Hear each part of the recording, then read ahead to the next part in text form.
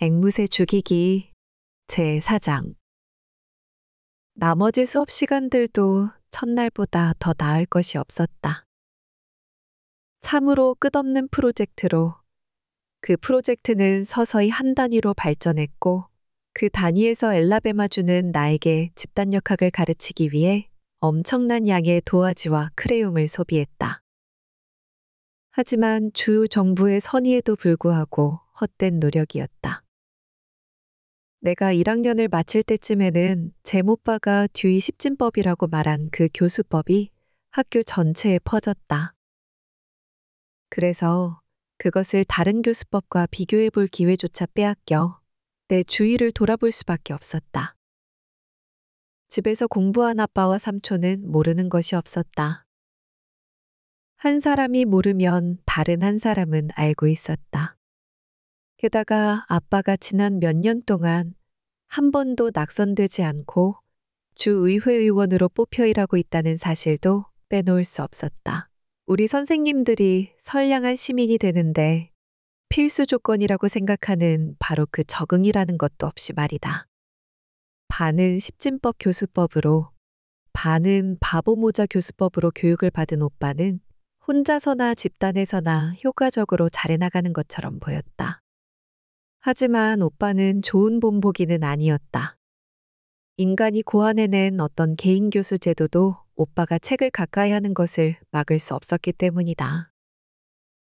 나로 말하자면 내가 하는 지식이란 고작 타임지에서 읽은 것과 손에 잡히는 대로 집에서 읽은 것이 고작이었다. 그러나 단조로운 메이콤군의 교육제도에 조금씩 익숙해지는 동안 나는 뭔가 사취당하고 있다는 느낌을 떨쳐버릴 수 없었다. 내가 아직 알지 못하는 것 말이다. 하지만 아직도 그 지루한 12년의 학교 과정이 바로 주 정부가 나를 위해 계획한 것이라고는 믿지 않는다. 한 해가 지나는 동안 나는 우리 집 앞 현관에 안전하게 도착할 때까지 멈추지 않고 있는 힘을 다해 달려서 레들리 집 앞을 지나갔다. 오빠는 3시까지 학교에 남아 있어야 하지만 나는 오빠보다 30분 먼저 학교가 끝났기 때문이다. 어느 날 오후 그 집 앞을 막 달려가는데 뭔가가 눈길을 끌었다. 그래서 숨을 크게 몰아쉬고는 뒤를 돌아다보고 지나왔던 곳으로 다시 돌아갔다. 레들리 집 마당 끝에는 떡갈나무 2그루가 서 있었다.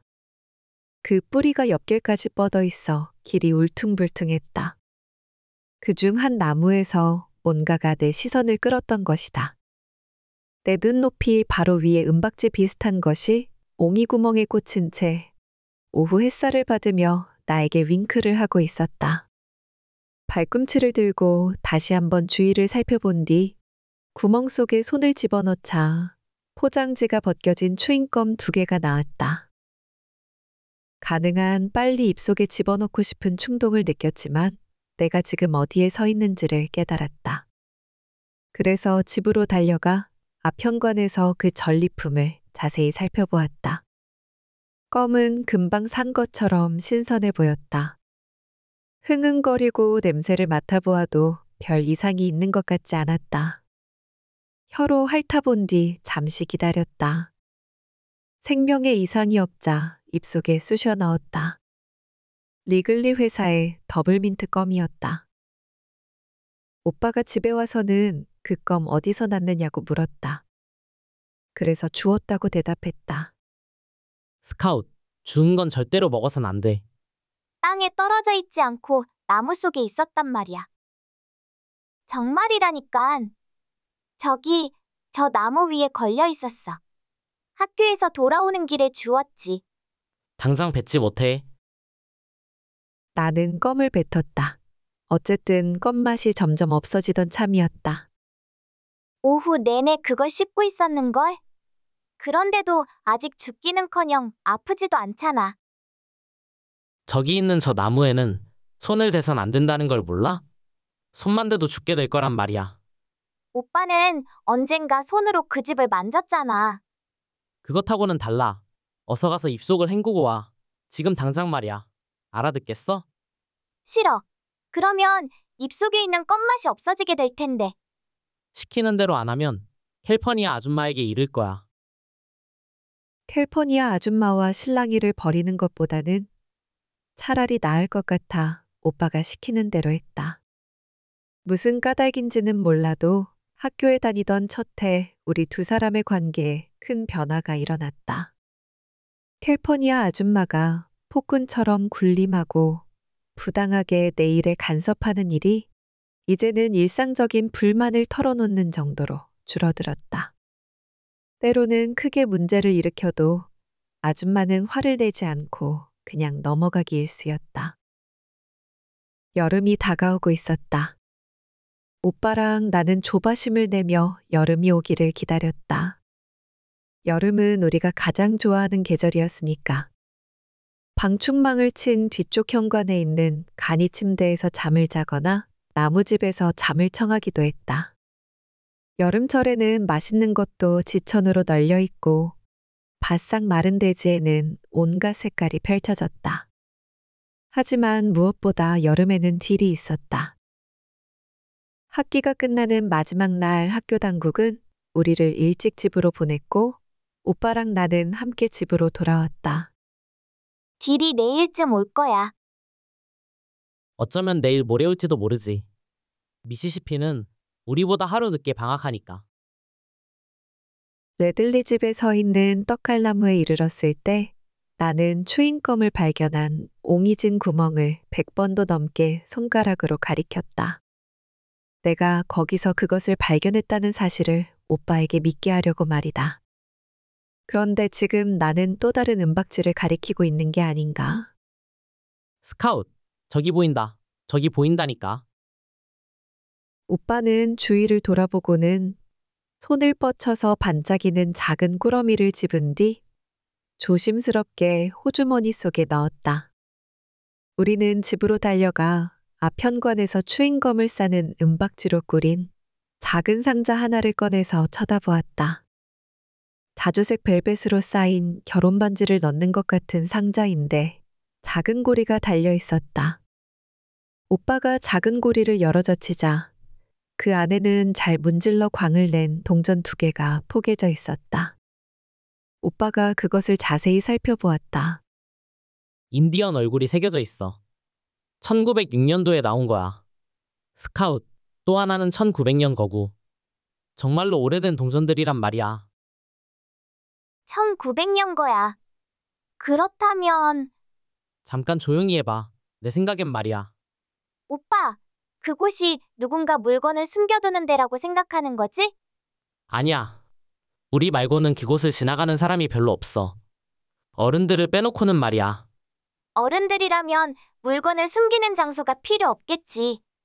오빠, 그거 우리가 가져도 될까? 스카웃, 나도 어떻게 해야 될지 모르겠는걸?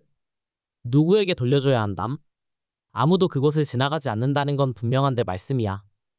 세실은 뒷길로 읍내를 한 바퀴 빙 돌아서 집에 가고.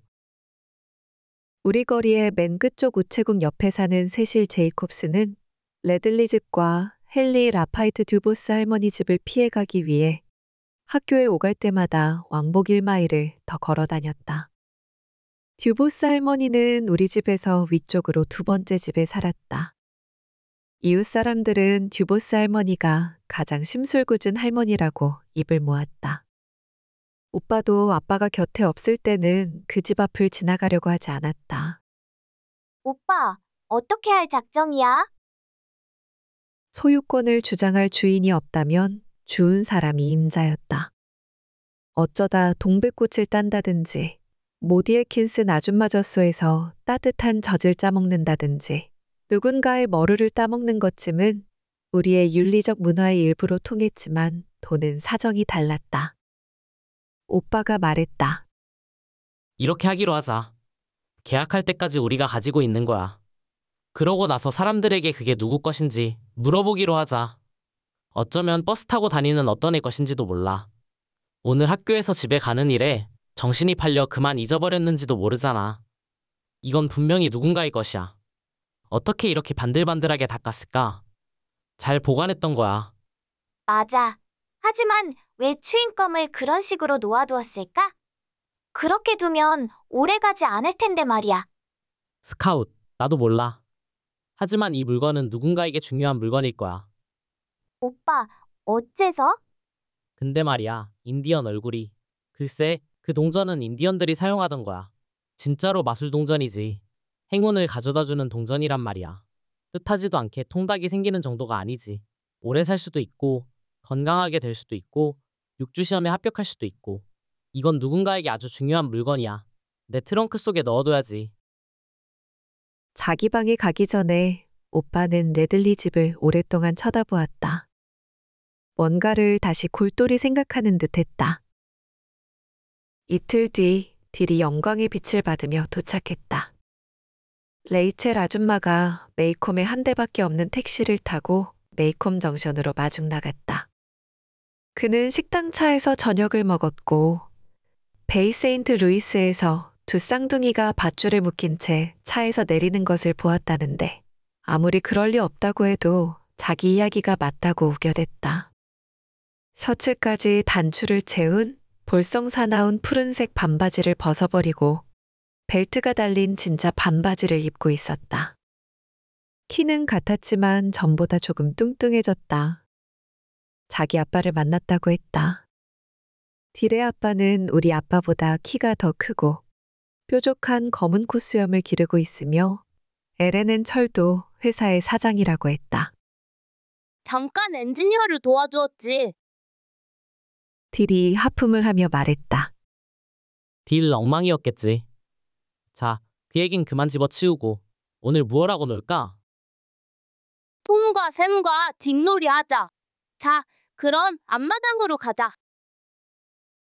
딜은 괜찮은 역할이 셋이 있었기 때문에 로본의 아이들 놀이를 하고 싶어 했다. 우리가 정해준 역할에 실증을 내고 있는 것이 분명했다. 난 그 놀이에 신물이 났어. 연극한 중간에서 갑자기 기억을 잃고 대본에서 사라졌다가 끝장면에서야 알래스카에서 발견되는 톰 로보 역에 실증이 났던 거다. 오빠, 하나 지어내줘. 지어내는 것도 이제 지겨워. 학교 공부에서 풀려난 첫날, 우리는 피곤했다. 이 여름이 무엇을 가져올지 궁금했다. 우리는 앞마당까지 어슬렁어슬렁 걸어갔다. 딜은 음산한 레들리 집 앞쪽 길거리를 내려다보았다. 냄새가 난단 말씀이야. 죽음의 냄새가? 냄새가 나. 정말이라니까? 누군가가 죽으면 넌 그 냄새를 맡을 수 있다는 거야? 아니, 그게 아니고 누군가의 냄새를 맡고 그 사람이 곧 죽게 될지 알아맞히는 거야. 어떤 할머니한테서 배웠지? 딜이 내게 몸을 기울이더니 킁킁하고 냄새를 맡았다. 진 루이즈 핀치, 너는 앞으로 사흘 안에 죽을 거다. 딜, 너 입 닥치지 않으면 안진뱅이로 만들어버릴 거야. 정말이라고. 지금 당장. 너희 둘 다 조용히 해. 너희 하스팀을 믿는 것처럼 구는구나. 오빠는 믿지 않는 것처럼 구네. 하스팀이 도대체 뭐니? 밤중에 한적한 거리를 걸어서 무서운 곳을 지나가 본 적 없니? 하스팀이란 하늘에 올라가지 못하고 한적한 거리를 헤매는 유령이야. 그리고 그 안으로 걸어 들어가게 되면 너도 죽어서 그런 유령이 되지. 한밤중에 돌아다니며 사람들의 생명을 빨아먹는. 어떻게 하면 그 유령을 통과하지 않을 수 있을까? 그걸 피할 수는 없어. 어떤 때는 길 전체를 가로막고 있어. 어쩔 수 없이 그 중에 하나를 지나가야 할 땐 천사의 빛이여. 죽음 속의 삶이여. 길에서 비켜서라. 내 생명을 빨아먹지 말지어다. 이렇게 말하는 거야. 그러면 너를 휘감아 버리지 못하거든. 딜, 오빠가 하는 말 한마디도 믿지 마. 캘퍼니아 아줌마가 그러는데 그건 흑인들이나 하는 이야기래. 도대체 놀이를 할 거야 말 거야? 타이어 구르기나 하자. 나는 너무 커서 안 되잖아. 오빠는 밀어주면 되잖아. 나는 뒷마당으로 가서 집 밑에서 낡은 자동차 타이어 하나를 꺼내 앞마당으로 털썩 던졌다. 내가 먼저 탈 테야. 내가 나섰다. 딜은 자기가 먼저 타야 한다고 우겼다. 메이콤에 방금 도착했기 때문이라나. 오빠가 중재에 나서 내가 먼저 타되 딜에게는 덤으로 좀 더 오래 태워주기로 했다. 그래서 내가 먼저 타이어 속에 기어 들어가 둥그렇게 몸을 접었다. 나는 그때서야 비로소 내가 하스팀에 대해 반박하는 바람에 오빠가 화가 나 있었다는 것을 깨달았다. 나에게 보복할 기회를 끈기 있게 기다리고 있었던 거다. 오빠는 있는 힘을 다하여 타이어를 인도 아래쪽으로 밀어버렸다. 땅과 하늘과 집들이 하나로 뒤범벅되어 보였고 귀가 멍멍하고 숨이 차서 질식할 것 같았다. 두 손이 가슴과 무릎 사이에 꼭 끼어 있어 손을 뻗쳐 타이어를 멈추게 할 수가 없었다. 한 가지 희망은 오빠가 타이어와 나를 앞질러 달려가 잡아주거나 아니면 타이어가 인도에 튀어나온 돌기에 부딪혀 멈추는 것뿐이었다. 오빠가 나를 쫓아오며 소리 지르는 것이 들렸다. 타이어는 자갈길에 쿵 하고 부딪힌 뒤 길거리를 가로질러 장벽에 부딪혔다. 그 바람에 나는 코르크 마개처럼 포장도로로 튕겨나왔다. 어지럽고 토할 것 같아 시멘트에 누워서 고개를 흔들었고 귀에서 들리는 소리를 멈추게 하려고 귀를 때렸다. 스카웃, 거기서 빠져나와. 어서 빨리. 고개를 들고 보니 내 앞에는 바로 레들리 집의 계단이 보였다. 나는 그만 몸이 꽁꽁 얼어붙는 것만 같았다. 어서 빨리, 스카웃. 거기에 누워있으면 안 된단 말이야. 어서 일어나. 일어날 수 없는 거야? 얼어붙은 몸이 조금 녹자 나는 몸을 떨면서 자리에서 일어났다. 타이어를 가지고 와. 그걸 가지고 오라니까. 너 지금 정신이 나간 거야? 방향 감각이 돌아오자 나는 흔들거리는 무릎이 허용하는 한 빠른 걸음으로 그들에게 달려갔다. 왜 타이어를 가지고 오지 않은 거야? 그럼 오빠는 왜 안 가져오는 거야? 자, 가져와 보시지. 문 안쪽에 멀리 있지도 않은데. 오빠는 언젠가 그 집에 손까지 댔잖아. 기억 안 나? 오빠는 나를 사납게 노려보았지만 차마 물러서지 못하고 인도 아래로 달려갔다. 문가에 고여있는 물을 밟고 돌진해 타이어를 찾아왔다. 저기 뭐가 보여? 아무것도 없지? 스카웃, 넌 때론 어린 계집애처럼 행동하는 바람에 입맛 떨어지거든. 오빠가 얼굴을 찡그리며 의기양양하게 말했다. 오빠가 알고 있는 것 이상의 그 무엇이 있었지만 나는 그에게 아무 말도 하지 않기로 했다. 캘퍼니아 아줌마가 앞문에 나타나 소리쳤다. 레모네이드 마실 시간이야. 뜨거운 햇볕에 타 죽기 전에 얼른 집 안으로 들어오거라. 오전 한가운데쯤에서 레모네이드를 마시는 것은 여름마다 하는 일종의 의식이었다.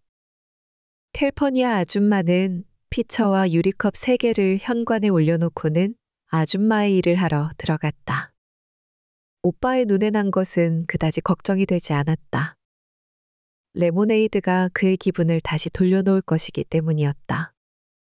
오빠는 레모네이드를 2잔이나 들이켜고는 가슴을 찰싹 때렸다. 무엇하고 놀면 될지 이제 알겠어. 지금까지 놀던 것과는 전혀 다른 거야. 새로운 놀이란 말씀이지. 그게 뭔데? 부 레들리 놀이지. 오빠의 머리는 가끔 속이 훤히 들여다보였다. 어떤 식으로든지 레들리 집안 식구들을 무서워하지 않는다는 것을 내게 납득시키려고 또한 내 비겁함을 자신의 대담한 영웅주의와 대비시키려고 그것을 생각해낸 거였다. 브래들리 놀이라고? 어떻게 하는 놀인데? 스카웃, 넌 레들리 부인 역을 맡아. 그렇게 할게. 하지만 내 생각엔 왜 그러는 거야? 아직도 겁나는 거야? 우리가 모두 잠들어 있는 한밤중에 그 아저씨가 밖으로 나와서 스카웃, 우리가 무슨 놀이를 하는지 그 아저씨가 어떻게 알아? 게다가 내 생각엔 그 아저씨가 아직 그 집에 있는 것 같지 않아. 몇 년 전에 죽어서 사람들이 굴뚝 속에 틀어박았잖아. 형이랑 나랑 놀이하고 겁이 나면 스카웃은 망을 보라고 하면 되잖아. 나는 부 레들리가 분명히 그 집안에 있다고 확신했지만 그것을 증명할 수는 없었다. 그래서 입을 꼭 다물고 있는 것이 상책이라고 생각했다. 그렇지 않으면 하스팀을 믿는다고 나무랄 거다. 한낮이라면 그런 것 따위는 전혀 문제가 되지 않았다. 오빠가 우리 배역을 정해 주었다. 나는 레들리 부인으로 밖에 나와 현관을 청소하는 것이 고작 내가 맡은 역이었다. 딜은 레들리 씨로 인도를 오르락내리락 걸어 다니며 오빠가 말을 걸면 기침을 하도록 되어 있었다. 오빠는 당연히 부였다. 현관 계단 밑으로 들어가서는 때때로 울부짖고 비명을 질러댔다. 여름이 무르익어가면서 우리의 놀이도 무르익어갔다. 우리는 그 놀이를 세련되게 다듬고 완성시켰다. 대사와 줄거리를 집어넣어서 마침내 작은 연극 한 편으로 만들었고 그 내용을 매일마다 조금씩 바꾸었다. 딜은 악한 중에서도 악한이었다. 맡은 역할이 무엇이든 그야말로 척척 잘 해냈다. 가령 악역에서 키가 커야 한다면 실제로 키가 커 보이게 연기를 했다. 최악의 배역도 척척 잘 해냈다. 고딕풍의 배역이었다. 나는 대본에 나오는 이러저러한 부인 역을 마지못해 했다. 그 놀이가 타잔처럼 재미있다고 생각해 본 적은 한 번도 없었다. 그해 여름 나는 막연한 불안감 이상의 감정으로 연극놀이를 했다. 물론 오빠는 브래들리는 이미 죽었고 낮에는 자기와 캘퍼니아 아줌마가 있고 밤에는 아빠가 있으니까 나에게 아무 짓도 하지 못할 것이라고 장담했지만 오빠는 타고난 영웅이었다. 그 연극은 단편적으로 떠도는 소문과 이웃의 전설을 짜 맞춘 한 편의 우울한 작은 드라마였다. 레들리 부인은 레들리 씨와 결혼하고서 재산을 모두 날려버릴 때까지만 해도 아름다움을 자랑했다. 잃어버린 것은 돈뿐이 아니라 이빨도 머리칼도 그리고 오른쪽 집게손가락도 잃어버렸다. 그것은 딜 덕분이었다. 부는 더 이상 잡아먹을 고양이와 다람쥐가 없자 그녀의 오른쪽 집게손가락을 물어뜯었던 것이다. 레들리 부인은 거의 언제나 거실에 앉아서 울고 있고 부는 집안에 있는 모든 가구를 천천히 깎아버리고 있었다. 우리 셋은 말썽을 피우는 문제아 역할도 했다. 기분 전환으로 나는 유언검인 판사 역을 했다. 딜은 오빠를 끌고 나가 계단 아래에 밀어넣고는 빗자루로 찔러댔다. 오빠는 필요에 따라 보안관, 온갖 주민들, 그리고 메이콤에서 어느 누구보다도 레들리 집안 사람들에 대해 할 말이 많은 스테파니 크로포드 아줌마 역을 했다. 부의 중요한 장면을 연기할 시간이 되자 오빠는 슬그머니 집안으로 들어가 캘퍼니아 아줌마가 등을 돌렸을 때 재봉틀 서랍에서 가위를 훔쳐와서는 그네에 앉아 신문을 오렸다. 딜은 그 옆을 지나가면서 오빠에게 기침을 했고 오빠는 딜의 허벅지를 찌르는 신용을 했다. 내가 서 있는 곳에서 보니 진짜처럼 보였다. 네이선 레들리 씨가 매일 하던 대로 읍내에 가려고 우리를 지나가자 우리는 아저씨가 사라질 때까지 입을 다물고 꼼짝 않고 서 있었다.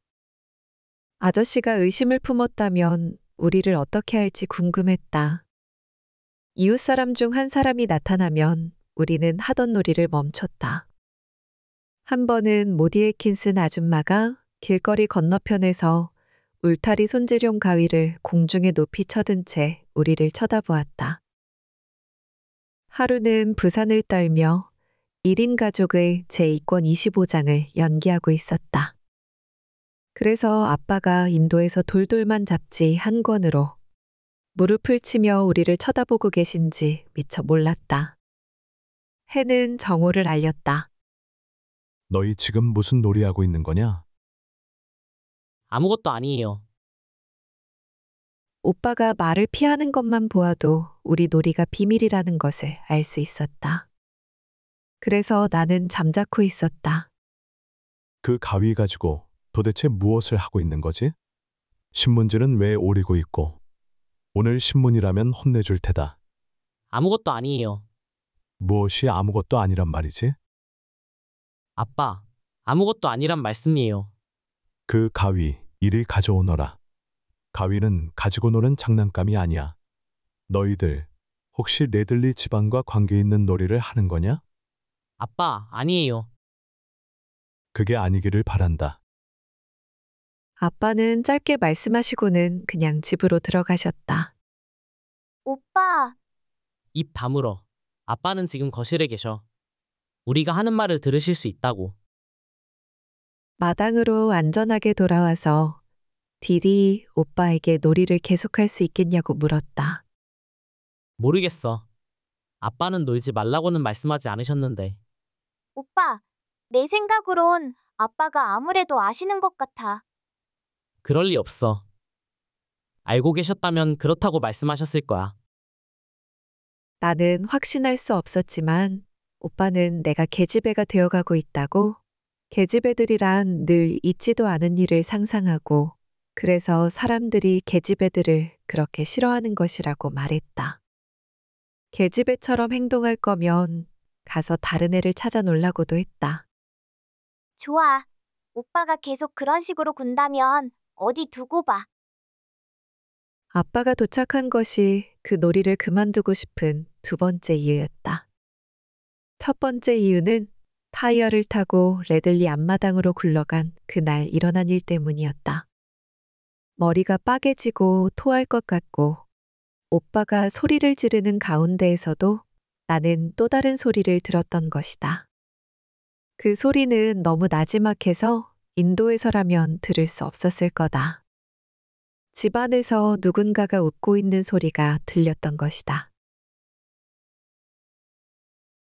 앵무새 죽이기 제5장.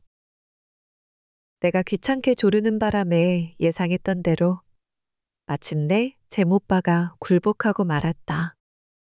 다행히도 우리는 얼마 동안 그 놀이의 속도를 늦추었다. 하지만 오빠는 여전히 아빠가 우리더러 그 놀이를 해서는 안 된다고 말씀하지는 않으셨고, 따라서 놀이를 할 수 있다고 우겨댔다.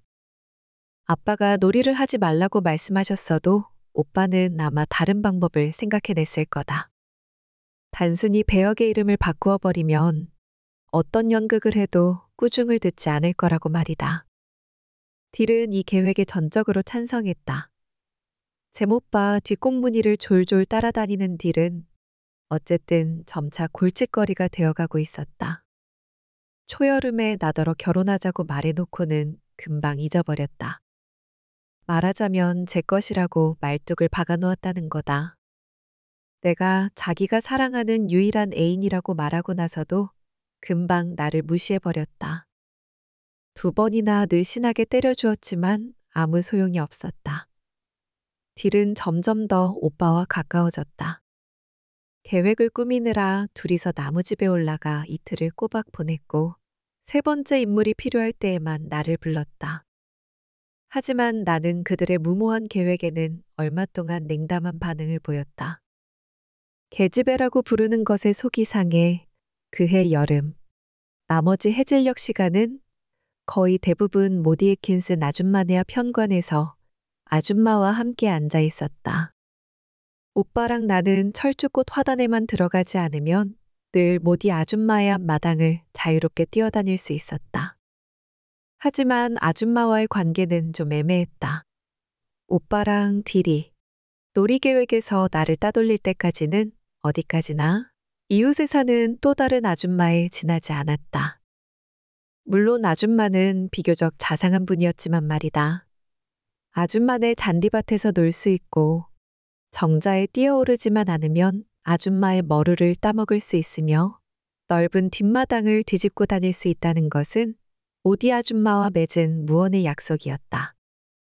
너무 관대한 약속이라서 우리는 아줌마에게 좀처럼 말을 걸지 않았고 우리 관계의 그 절묘한 균형을 유지하려고 무척 애썼다.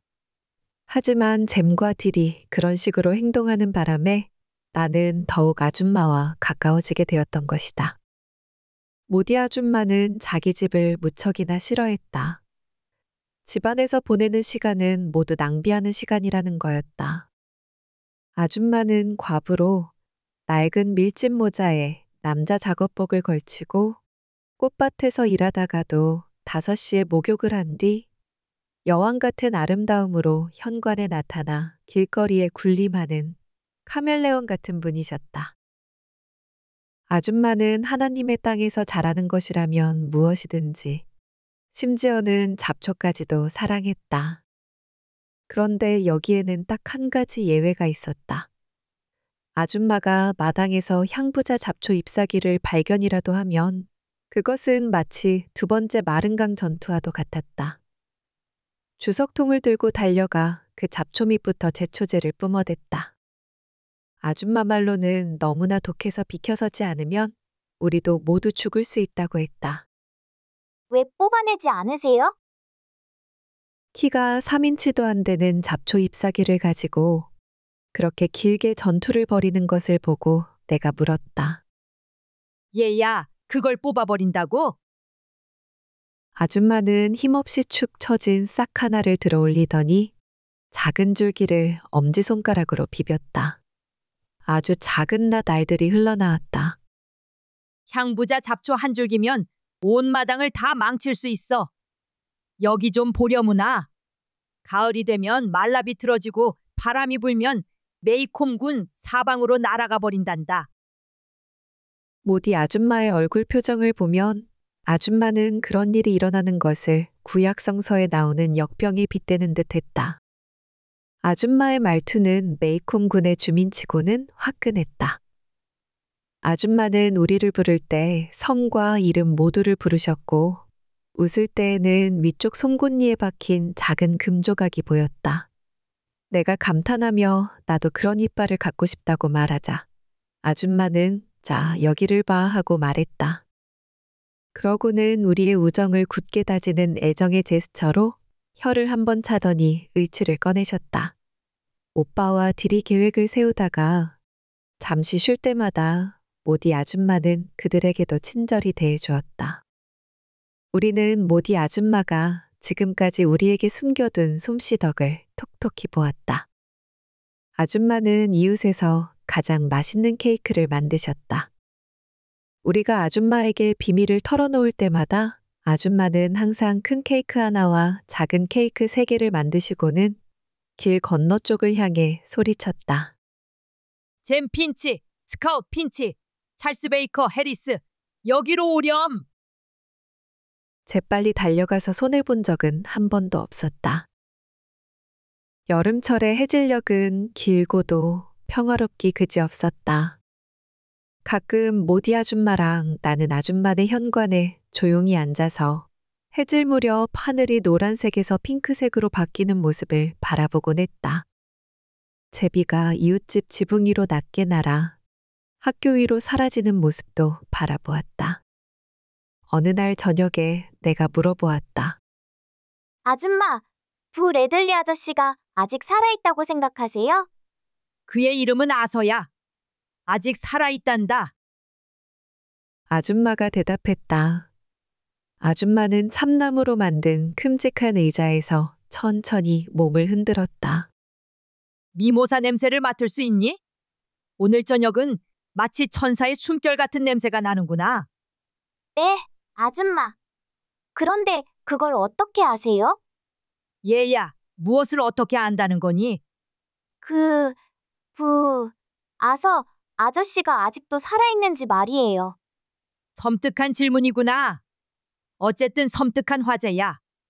진 루이즈, 그가 아직 살아있다고 생각하는 이유는 말이야. 아직 그의 시체가 실려나가는 걸 보지 못했기 때문이야. 이미 죽었지만 사람들이 그를 굴뚝에 처박아 두었는지도 모르잖아요. 어째서 그런 생각을 했지? 오빠가 그랬어요. 사람들이 그랬을 거라고요. 하루가 다르게 점점 잭 핀치를 닮아간단 말이야. 모디 아줌마는 아빠의 동생인 잭 핀치를 어렸을 때부터 알았다. 거의 나이가 같은 두 사람은 핀체스 랜딩에서 같이 자랐다. 모디 아줌마는 이웃에 사는 지주인 프랭크 뷰포드 의사의 딸이었다. 뷰포드 씨의 직업은 의사인데도 땅에 자라는 모든 식물에 지나치게 관심을 기울인 탓에 가난하게 살았다. 잭 핀치 삼촌은 내슈빌에서 창가 화분에만 관심을 기울였기 때문에 부자가 되었다. 잭 삼촌은 크리스마스 때마다 우리 집에 오셨고 그때마다 길거리 쪽을 향해 모디 아줌마더러 결혼하자고 소리를 질렀다. 그러면 모디 아줌마는 잭 핀치, 좀 더 크게 소리치시지. 우체국까지 소리가 들리도록 말이야. 내 귀에는 아직 들리지 않거든. 하고 되받아 외쳐댔다. 제모빠랑 나는 숙녀에게 프로포즈하는 방법치고는 참으로 별나다고 생각했다. 하지만 그 무렵 잭 삼촌은 좀 이상한 데가 있었다. 삼촌 말로는 모디 아줌마를 약 올리려는 거라고 하셨다. 지난 40년 동안 애써왔지만 제대로 뜻을 이루지 못했다는 거다. 자신은 모디 아줌마가 결혼 상대로 생각하는 그런 남자는 결코 아니지만 놀려주기에는 더할 나위 없이 좋은 첫 번째 남자라고 했다. 그래서 아줌마에 대한 최선의 방어책은 맹렬히 공격해대는 거라고 했다. 이 모든 것을 우리는 잘 알고 있었다. 아서 레들리는 집안에 틀어박혀 있는 것뿐이야. 너도 밖에 나가고 싶지 않으면 집안에 있지 않겠어? 그래요, 아줌마. 하지만 전 집 밖에 나가고 싶어요. 왜 아저씨는 그러지 않을까요? 너도 나처럼 그 얘기를 잘 알고 있을 텐데. 하지만 그 이유에 대해서는 한 번도 들어본 적이 없어요. 어느 누구도 그 이유를 말해주지 않았어요. 돌아가신 레들리 씨가 세족 침례교 신자였는데. 그건 아줌마도 마찬가지잖아요. 얘야, 내 신앙은 그렇게까지 투철하지 못하단다. 나는 그저 침례교 신자일 뿐이지. 침례 교도들은 모두 세족을 믿는 거 아닌가요? 물론 믿지. 집에서 욕조에 들어가서 말이야. 하지만 우린 아줌마들과 같이 성찬식을 할 수 없어요. 성찬식보다는 원시적인 세례를 설명하는 쪽이 더 쉽다고 판단을 내린 듯 모디 아줌마는 이렇게 말씀하셨다. 세족을 믿는 신도들은 즐거운 일이란 하나같이 죄악이라고 믿고 있단다. 그들 중 몇 명은 토요일 날 숲속에서 나와 우리 집을 지나가면서 나랑 꽃밭이 모두 지옥불에 떨어질 것이라고 나에게 말하는 걸 너도 잘 알고 있지? 아줌마네 꽃도요? 그렇단다. 이 꼬마 아가씨야. 그 사람들은 나에게 화를 내곤 한단다. 그들 생각으로는 내가 너무 많이 밖에 나와 있는 탓에 집안에서 성경책을 읽을 시간이 없다는 거야. 모디 아줌마가 개신교에서 말하는 지옥불 속에서 영원토록 고통받을 것이라고 생각하니 설교 때의 복음에 대한 신뢰가 그만큼 떨어졌다. 아줌마는 스테파니 크로포드 아줌마처럼 이웃 사람들에게 선행을 베풀지 않는 것은 사실이었다. 하지만 조금이라도 상식 있는 사람이라면 어느 누구도 스테파니 아줌마를 믿지 않았지만 오빠랑 나는 모디 아줌마를 꽤 믿는 편이었다. 모디 아줌마는 우리를 일러 바치신 적도 우리를 못살게 군 적도 없었으며 우리의 사생활에 조금도 관심을 갖지 않으셨으니까 한마디로 아줌마는 우리의 다정한 친구였다. 그렇게 합리적인 사람이 어떻게 영원토록 지옥불 속에서 고통받을 수 있는 것인지 나로서는 도무지 납득이 가지 않았다. 아줌마, 그건 말도 안 돼요. 아줌마는 내가 알고 있는 사람 중에서 제일 훌륭한 분이거든요. 고맙구나, 꼬마 아가씨. 사실은 세족 침례 교도들은 여자로 태어난 것부터가 죄라고 생각한단다. 성경을 문자 그대로 해석하기 때문이지. 그래서 아서 아저씨가 집안에 틀어박혀 있는 거예요? 여자들을 피하려고요? 그건 잘 모르겠는걸. 아무래도 이해가 되지 않아요. 만약 아서 아저씨가 천당에 가기를 원한다면 적어도 현관에는 나와야 할 것 같아요. 아빠 말씀으로는요, 아줌마처럼 하나님의 사랑스런 자녀들은 자기 자신을 사랑한대요. 모디 아줌마는 의자에서 흔들거리는 것을 멈추셨고 목소리도 갑자기 굳어졌다. 넌 그걸 이해하기에는 너무 나이가 어려. 하지만 때로는 어떤 사람 손에 쥐어져 있는 성경책은 누군가가, 그렇지, 내 아빠가 손에 쥐고 있는 위스키보다도 더 나쁘단다. 아빠는 술을 마시지 않으세요. 지금까지 한 방울도 마시지 않으셨어요. 아니에요. 마신 적이 있어요. 언젠가 한 번 술을 마신 적이 있지만 별로 좋지 않았다고 하셨어요. 내 아빠를 두고 말한 것이 아니었어. 내 말은 네 아빠가 취할 때까지 술을 마신다고 해도 다른 사람들이 말짱할 때처럼 그렇게 착하시다는 거야. 세상에는 이런 부류의 사람들이 있어. 죽은 뒤의 세계를 지나치게 걱정하느라고 지금 이 세상에서 사는 법을 제대로 배우지 못한 사람들 말이야. 길거리를 쳐다보려무나 그 결과를 보게 될 테니까. 아줌마는 그게 사실이라고 생각하세요? 아저씨에 대해서 사람들이 말하는 것 모두 말이에요. 무슨 말인데? 그건 4분의 3은 흑인들에게서 나온 말이고 나머지 4분의 1은 스테파니 크로포드 아줌마한테서 나온 말이야. 스테파니 크로포드 아줌마는 언젠가는 나에게 한밤중에 깨어보니 그가 창문을 통해 자기를 쳐다보고 있더라고 말하더라. 그래서 내가 말해주었지. 스테파니, 그래서 어떻게 했어? 침대 한쪽을 비켜 그가 누울 자리를 만들어주기라도 했어? 그랬더니 잠시 입을 다물고 있더라. 스테파니 아줌마는 분명히 그랬을 거다. 모디 아줌마의 목소리는 누구든지 입을 다물게 하기에 충분했으니까. 아냐, 얘야. 그 집은 불행한 집안이란다. 아서 레들리가 어렸을 적이 생각나는구나. 사람들이 그를 두고 뭐라고 해도 그앤 언제나 나에게 상냥하게 말했지. 그가 할 수 있는 한 상냥하게 말이야. 그 아저씨가 미쳤다고 생각하세요? 전에 미치지 않았다면 아마 지금쯤은 그렇게 되었을 거야. 다른 사람들한테 일어난 일은 정말 알 수 없는 거야. 문이 굳게 닫힌 집안에서는 어떤 일이 일어나는지, 어떤 비밀이 숨어 있는지. 아빠는 앞마당에서 오빠랑 저에게 하지 않으실 일은 절대로 집안에서도 하지 않으세요. 참 착하기도 하지. 난 방금 의문을 풀려는 것이었을 뿐 내 아빠에 대해선 생각조차 하지 않았어. 하지만 지금 생각이 나서 말인데 네 아빠 에티커스 핀치는 사람들이 다니는 길거리에서나 집안에서나 똑같이 행동하시는 분이시지. 꼬마 아가씨, 갓 구운 파운드 케이크를 좀 집에 가지고 가련. 나는 그 케이크를 너무나 좋아했다. 그 이튿날 아침에 잠에서 깨어보니 오빠랑 딜이 뒷마당에서 무엇인가 한참 이야기를 나누고 있었다. 내가 다가가자 늘 그러하듯이 저리 가라고 말했다. 안 갈 테야. 이 마당은 오빠 것이기도 하지만 내 것이기도 해. 나한테도 오빠 못지않게 이 마당에서 놀 권리가 있다고. 딜이랑 오빠는 잠깐 동안 뭐라고 쑥덕거리더니 나에게 다가왔다. 가지 않고 남아있으려면 우리가 시키는 대로 해야 돼. 글쎄, 이렇게 갑자기 으스대고 젠치하는 것이 누구시던가? 우리가 지금 시키는 대로 하겠다고 약속하지 않으면 아무 말도 해주지 않을 테야.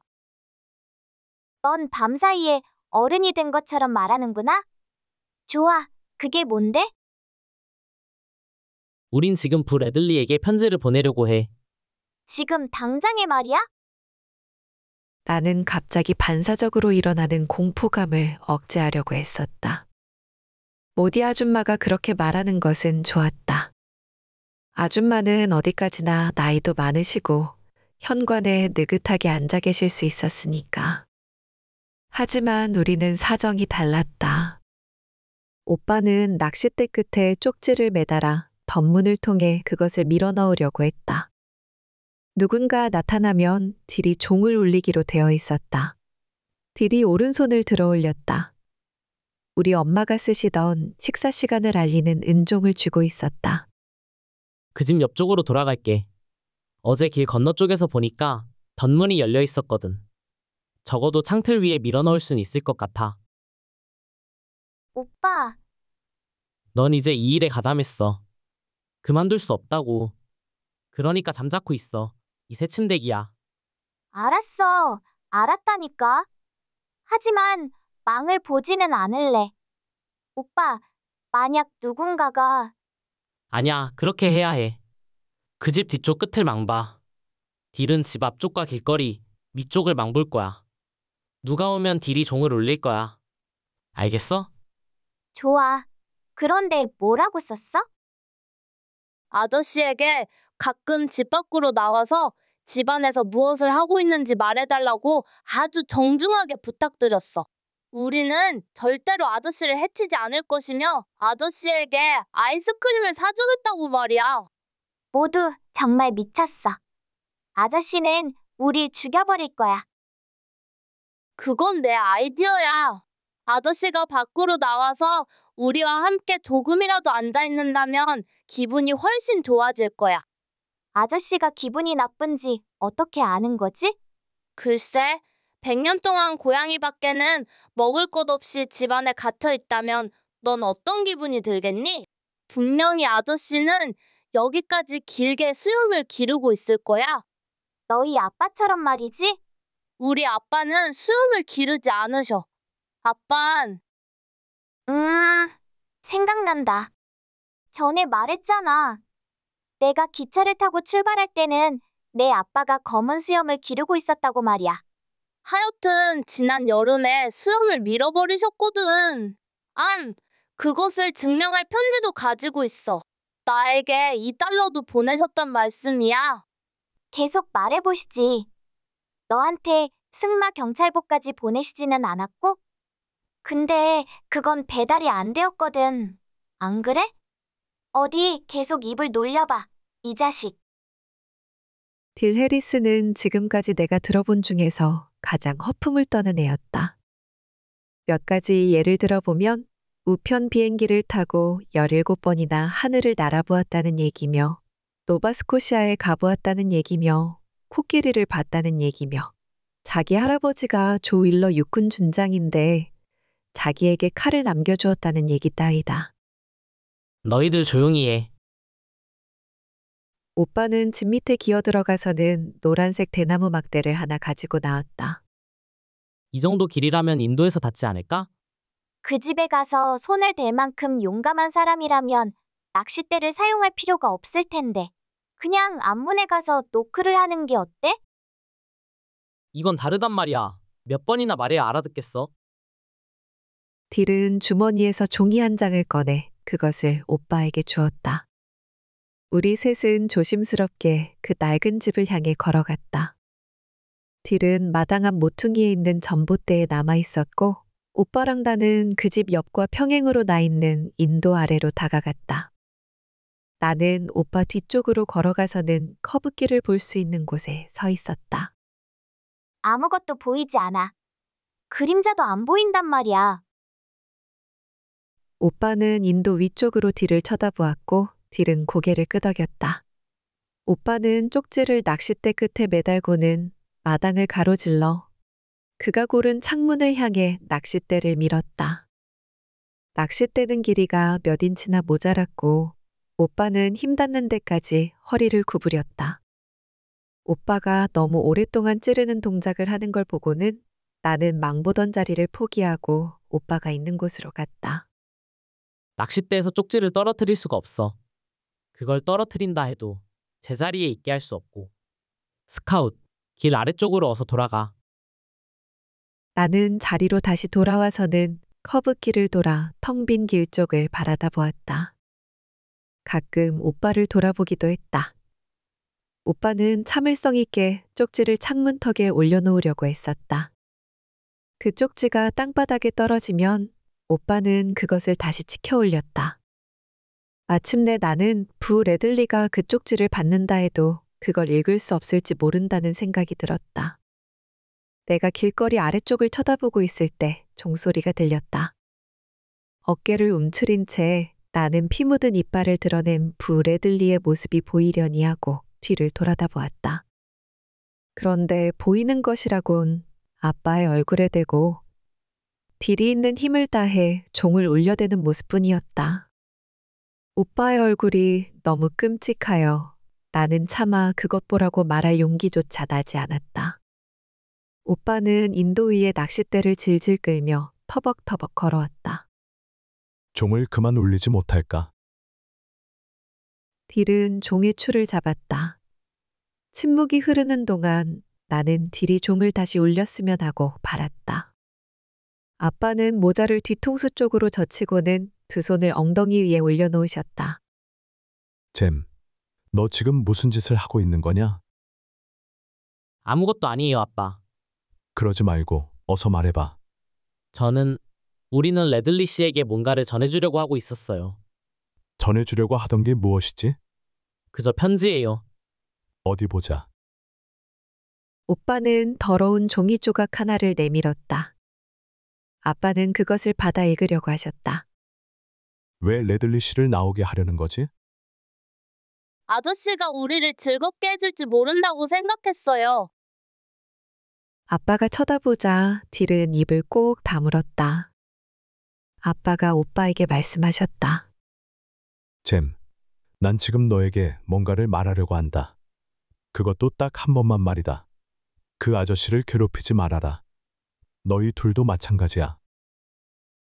레들리 씨가 무엇을 하건 그건 아저씨가 알아서 할 일이다. 아저씨가 밖에 나오고 싶다면 그렇게 할 것이다. 자기 집안에 머물러 있고 싶다면 호기심 많은 아이들의 관심을 피해 집안에 있을 권리가 있다. 여기에서 아이들이란 바로 우리들을 완곡하게 지칭하는 표현이다. 우리가 밤에 방에 앉아 있는데 아빠가 노크도 하지 않고 불쑥 들어온다면 우리가 좋아할까? 결과적으로 우리는 지금 그와 똑같은 일을 레들리 씨에게 하고 있는 것이다. 레들리 씨의 행동은 어쩌면 우리에게 이상하게 보일지 모른다. 하지만 다른 인간과 공손하게 연락하는 방법은 옆 창문을 통해서가 아니라 앞문을 통해서라는 사실을 깨닫지 못하는가? 마지막으로 그 집에 초대받기 전에는 절대로 그 집 근처에 얼씬거려서는 안 된다. 우리는 아빠가 전에 보신 것 같은 바보스러운 놀이를 해서는 안 되고 이 거리의 읍내에서는 어느 누구도 놀려대서는 안 된다. 우린 아저씨를 놀리지 않았어요. 비웃지도 않았고요. 우린 다만 그래서 아니란 말이냐? 아저씨를 놀려댔다고요? 아니, 이웃 사람들에게 교훈을 주려고 아저씨가 살아온 삶을 만천하에 드러내려는 거야? 그렇게 말씀드리지 않았어요. 정말이에요. 아빠는 멋없이 웃으셨다. 네가 방금 말했잖아. 지금 당장 그 어리석은 짓거리를 그만두거라. 너희 모두 말이다. 오빠는 입을 벌리고 아빠를 멍하니 바라보았다. 넌 변호사가 되고 싶겠지, 아니냐? 아빠는 마치 일직선으로 만들려는 듯이 입을 의심스럽게 꽉 다물었다. 오빠는 발뺌하는 것이 이제 더 이상 소용없다고 판단하고 가만히 있었다. 아빠가 그날 아침 잊어버리고 사무실에 갖고 가지 않으신 서류를 가지러 집 안으로 들어가자 오빠는 마침내 변호사들의 가장 오래된 꾀에 속았다는 걸 알아차렸다. 앞현관에서 적당히 떨어져 기다리고 서서 아빠가 집을 떠나 읍내로 걸어가시는 모습을 바라보았다. 아빠가 목소리를 들을 수 없을 만한 곳에 이르자 오빠는 아빠를 향해 이렇게 소리쳤다. 변호사가 되고 싶었지만 이제는 확신이 서지 않는단 말씀이야. 잘 들으셨나요? 지금 화면에 나오는 동영상을 보시면 우리가 무엇을 하는 업체인지 알 수 있습니다. 우리는 보시는 것처럼 반지를 만드는 제조업체입니다. 반지로는 유튜버들의 흥미를 끌지 못해서 오디오북을 덧붙이게 되었지요. 지금도 열심히 국내 유명 대학이나 국제학교 등의 졸업 반지를 만들고 있고 이 외에 가족 반지를 만들기도 합니다. 가족 반지를 만드는 이유는 세상에서 행복을 맛볼 수 있는 유일함을 기념해드리기 위해서입니다. 이런 가족의 행복을 기원하는 마음으로 졸업 반지와 같은 공동 구매 가격으로 가족 반지를 만들어드리고 있습니다. 좀 더 자세한 내용은 더보기에서 참고 링크를 클릭하시면 다양한 맞춤의 예를 보실 수 있습니다. 감사합니다.